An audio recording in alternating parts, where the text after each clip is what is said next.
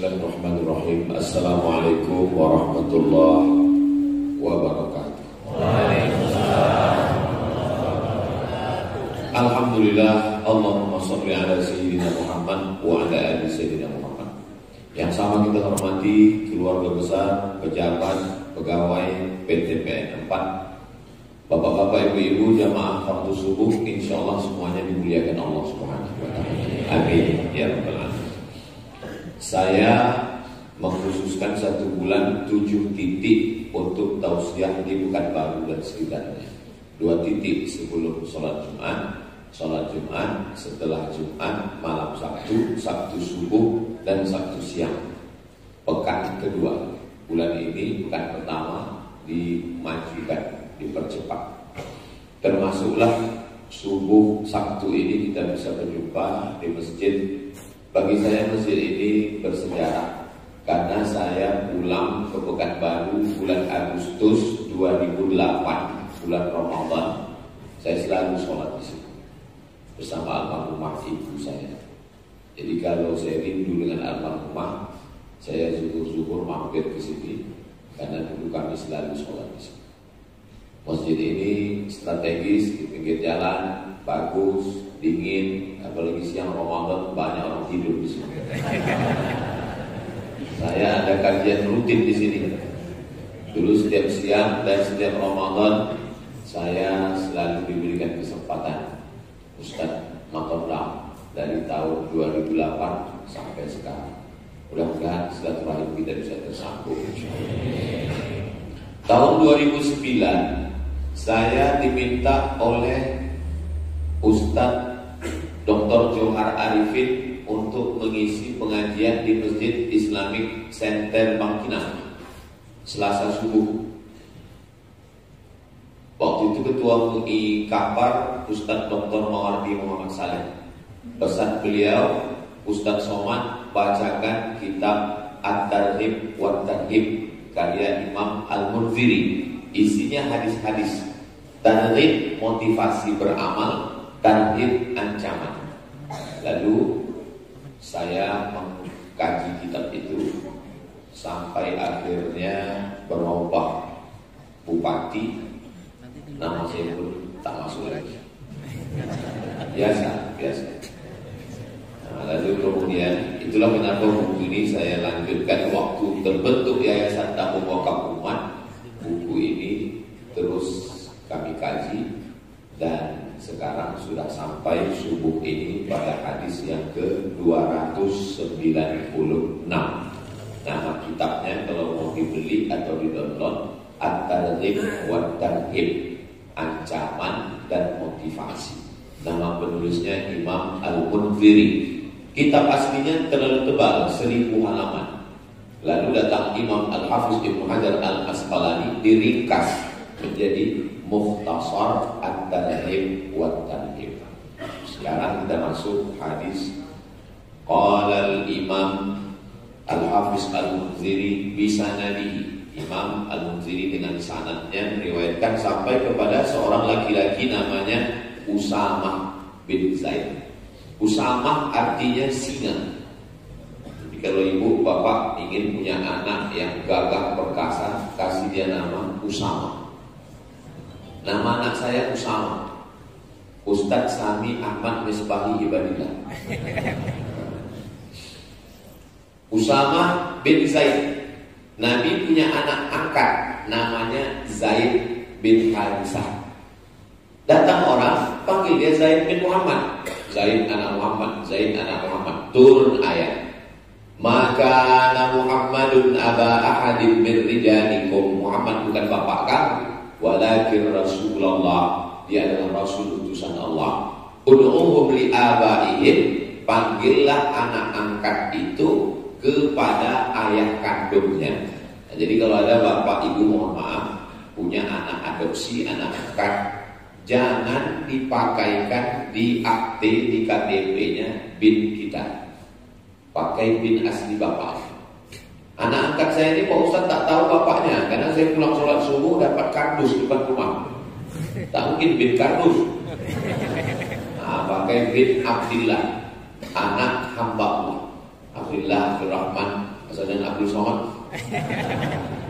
anak hamba Allah. Tak boleh pakai bin nama kita, karena itu pemalsuan nasab. Nanti orang menyangka anak kita, tiba-tiba nanti pembagian harta warisan. Adopsi anak bagus, tapi ada 3 poin yang tidak bagus menurut Islam. Yang pertama, anak angkat dipakaikan nasab bin bapak angkat, tak boleh, haram. Apalagi anak perempuan, nanti diwalikan pula waktu nikahnya, waktu mati dapat warisan pula. Yang kedua, banyak bapak angkat menulis wasiat, semua hartaku untuk anak angkatku kalau aku mati. Adapun adik-adikku selok sendal pun jangan kalian kasih ke dia. Tak boleh. Maka ahli waris tetap mendapatkan. Kalau kita mau menyelamatkan anak angkat, kasih dia wasiat atau hibah. Beda hibah sama wasiat. Aku hibahkan tanah itu 2 hektar untuk anak angkat, langsung pindah nama. Tapi kalau wasiat, menunggu nikah. Nah, makanya jangan senang dulu kalau dapat wasiat, karena itu tak langsung dapat, tunggu dia meninggal. Kalau yang menerima ini mati duluan, batal wasiat. Jadi kalau mau ada orang ngasih, Ustaz Somad, saya mau ngasih wasiat ini, hibah aja lah Pak. Saya khawatir saya berhenti. Yang ketiga yang berbahaya tentang masalah anak angkat ini adalah ketika anak angkat sudah menganggap macam ayah kandung, emak kandung, lalu di rumah dia membuka aurat. Kalau kebetulan anak angkat itu perempuan, maaf cakap, nampak betisnya, nampak lengannya, nampak rambutnya, padahal itu haram bagi ayah angkat. Tak boleh berdua-duaan di rumah. Banyak kasus berawal dari anak angkat, lama-lama jadi bini angkat. Ibu pun hati-hati. Kejahatan terjadi bukan karena ada niat dari pelakunya, tapi karena ada kesempatan. Ingat, yang di rumah itu buaya darat. Buaya ini bisa kita berkawan kalau lepas dia kenyang. Bisa. Kenapa dia patuh ke pawang? Karena disumbatkan 1 ekor ayam, kenyang dia. Kalau lepas dia lapar, dimakannya juga itu. Nah, maka hati-hati, waspada. Nah, Nabi ini punya anak angkat namanya Zaid. Zaid bin Muhammad kata orang. Akhirnya panggil dia ayahnya. Maka Zaid bin Haritha. Zaid ini punya anak namanya Usamah. Usamah ini diangkat Nabi jadi panglima perang umur 18 tahun. Anak sekarang umur 18 tahun sibuk minta paket 43. Muhammad Al-Fatih jadi panglima perang menaklukkan Konstantinopel. 3 riwayat karena berbeda tahun lahir. Ada yang menyebut 19, ada yang menyebut 20, ada yang menyebut 21. Muhammad Al-Fatih jadi penakluk panglima perang 19, 20, 21. Usama bin Zaid jadi panglima perang 18. Sekarang ditanya anak-anak muda ini, berapa umur kau? 22. Hampir sudah kau taklukkan hati dia. Nah, inilah yang meriwayatkan hadis ini namanya Usamah bin Zaid, cucu Nabi dari anak angkatnya Zaid bin Haritha radhiyallahu anhuma. Jadi kalau menyebut nama sahabat itu radhiyallahu anhu. Dulu kalau salat tarawih di sini Al-Khalifatul Awwal Sayyiduna Abu Bakr As-Siddiq radhiyallahu anhu. Masih begitu lagi sama-sama. Karena sebagian masjid sudah tak boleh lagi bid'ah. Padahal itulah cara ulama Ahlus Sunnah untuk mempertahankan Ahlus Sunnah. Karena kalau tidak, Syiah melaknat semua sahabat. Abu Bakar laknat, Umar laknat. Makanya salah satu ciri masjid Ahlus Sunnah di kaligrafinya itu ada Abu Bakar, Umar, Utsman. Tak ada. Ada Utsman. Utsman. Abu Bakar.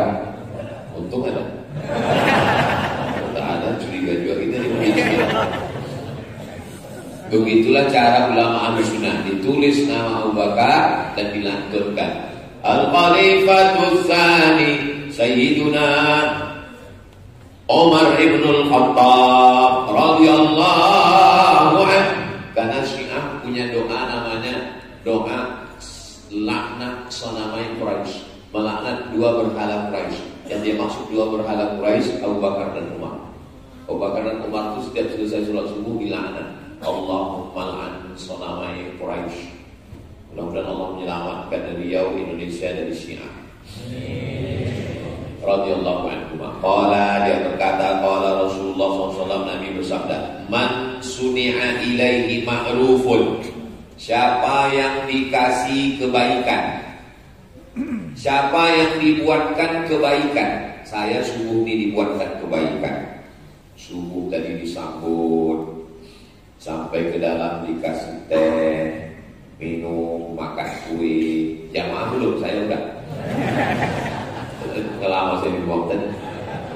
Siapa yang dibuatkan kebaikan, maka gimana cara membalasnya? Faqala li fa'ilihi, maka ucapkanlah pada orang yang berbuat baik kepada kita itu ucapannya, jazakallahu khairan. Jaza Allah, jaza balas, ka engkau, jazaka membalas engkau Allah. Cara menerjemahnya, Allah membalas kebaikan engkau khairan, dengan kebaikan. Yang paling bagus dibalas yang sama. Siapa yang berbuat baik kepada kamu, balaslah. Kalau tidak sanggup membalas, doakanlah. Bagaimana cara mendoakannya? Jazakallah khairan. Kalau perempuan, jazakillah khairan. Kalau dua orang, jazakumullah khairan. Kalau banyak, jazakumullah khairan. Kalau ragu, tak usah bunyi. Kalau bunyi, jazakumullah khairan. Apa yang kau cakapkan tadi? Aku mendoakan kau. Kenapa enggak kau baca kuat? Aku takut riya. Jaga hatiku, padahal dia tak tahu salah. Faqad ablagha fi sana, siapa yang sudah mengucapkan jazakallahu khairan, faqad ablagha fi sana, maka dia sudah cukup untuk memberikan balasan dengan kata-kata pujian. Ini menunjukkan Islam ini agama yang merespon orang lain. Orang buat baik pada kita, jazakallahu khairan. Orang menawarkan sesuatu pada kita, barakallahu fiik. Lahir anaknya, barakallahu laka fil maulud wa syakartal wahid wa ruzqta birra wa balagha asyuddah. Datang kita acara nikah, barakallahu lakum wa baraka alaikum wa jama'a bainakum fi khair. Meninggal saudaranya, inna lillahi wa inna ilaihi raji'un. Bersin dia, yarhamukallah. Sekarang kita di zaman orang yang non responsif. Tak ada respon. Kasihnya kue, dia bilang enak pun tidak. Apa sekarang? Komunikasi orang sekarang sudah miskin respon. Duduk di kursi yang sama, di airport yang sama, menunggu pesawat yang sama, nasibnya sama karena sama-sama delay. La salam walakal. Duduk dan sudah. Pingsan yang satu ini bukan ditolong, dipotong. Ada orang pingsan, di komen sama yang lain, kesian. Mau dibawa kemana hubungan kita? Makanya Islam ini mengajarkan kita komunikasi yang baik. Kalau jumpa sama orang sama yang paling mulia, jumpa saya dengan orang PTPN 4. Dulu ingat saya PTPN 5. Kalau jadi 4, macam eselon.